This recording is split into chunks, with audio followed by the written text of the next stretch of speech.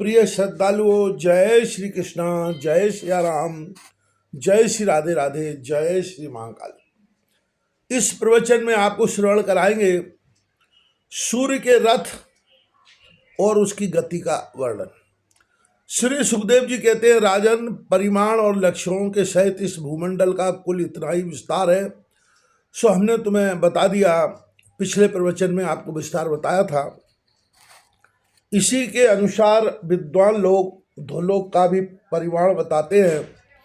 जिस प्रकार चना, मटर आदि के दो दलों में से एक का स्वरूप जान लेने से दूसरे का भी जाना जा सकता है, उसी प्रकार भूलोक के परिमाण से ही ध्रुलोक का भी परिमाण जान लेना चाहिए। इन दोनों के बीच में अंतरिक्ष लोक है। यह इन लोकों का संधि स्थान है। इसके मध्य भाग में स्थित ग्रह और नक्षत्रों के अधिपति भगवान सूर्य अपने ताप और प्रकाश से तीनों लोकों को तपाने और प्रकाशित करते रहते हैं। वे उत्तरायण, दक्षिणायन और विश्वत नाम वाली क्रमशः मंद, शीघ्र और समान गतियों से चलते हुए समयानुसार मकरादि राशियों में ऊंचे नीचे और समान स्थानों में जाकर दिन रात को बड़ा छोटा या समान करते हैं। जब सूर्य भगवान मेष या तुला राशि पर आते हैं तब दिन रात समान हो जाते हैं। जब वृषादि 5 राशियों में चलते हैं तब प्रतिमास रात्रियों में 1 घड़ी कम होती जाती है और उसी हिसाब से दिन बढ़ते जाते हैं।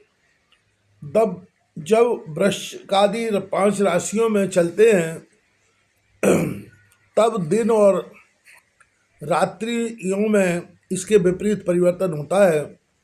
इस प्रकार दक्षिणायन आरंभ होने तक दिन बढ़ते रहते हैं और उत्तरायण लगने तक रात्रियां। इस प्रकार पंडित जन मानसोत्तर पर्वत पर सूर्य की परिक्रमा का मार्ग 9,51,00,000 योजन बताते हैं।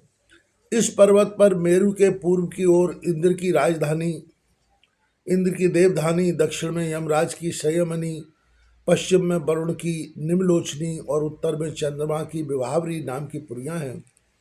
इन पुरियों में मेरु के चारों ओर समय समय पर सूर्योदय, मध्याह्न, सायंकाल और अर्धरात्रि होते रहते हैं। इन्हीं के कारण संपूर्ण जीवों की प्रवृत्ति या निवृत्ति होती है।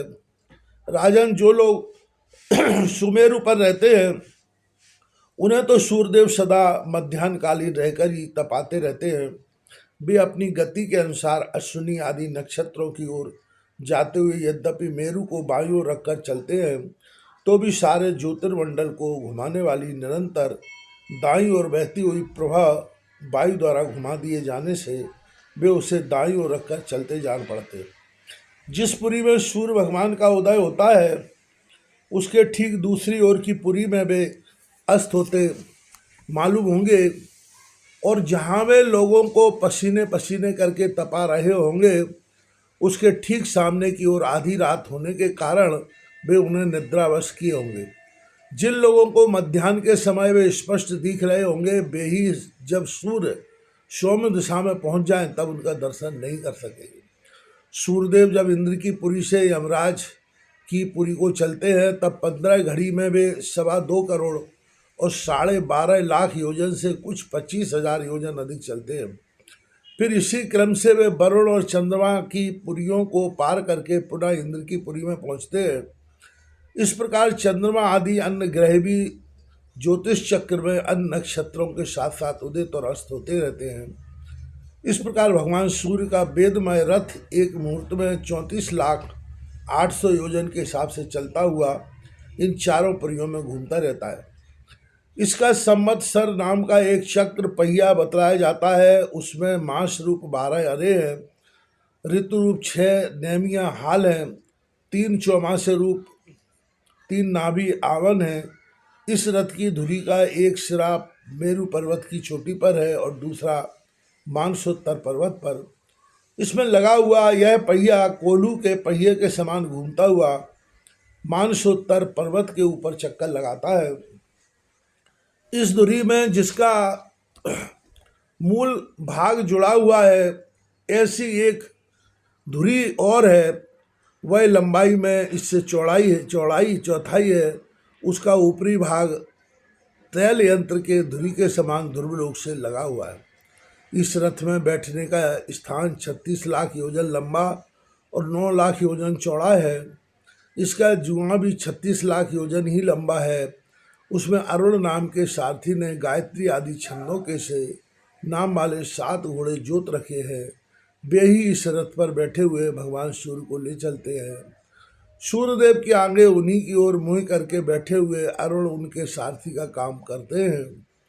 भगवान सूर्य के आगे अंगूठे के पेरुए के बराबर आकार वाले बाल खिल्यादि 60,000 ऋषि स्वस्ति वाचन के लिए नियुक्त है। वे उनकी स्तुति करते रहते हैं। इनके अतिरिक्त ऋषि, गंधर्व, अप्सरा, नाग, यक्ष, राक्षस और देवता भी, जो कुल मिलाकर 14 हैं, किंतु जोड़े से रहने के कारण 7 गण कहे जाते हैं। प्रत्येक मास में भिन्न भिन्न नामों वाले होकर अपने भिन्न भिन्न कर्मों से प्रत्येक मास में भिन्न भिन्न नाम धारण करने वाले आत्मस्वरूप भगवान सूर्य की 2-2 मिलकर उपासना करते हैं। इस प्रकार भगवान सूर्य भूमंडल के 9,51,00,000 योजन लंबे घेरे में से प्रत्येक क्षण में 2,002 योजन की दूरी पार कर लेते हैं।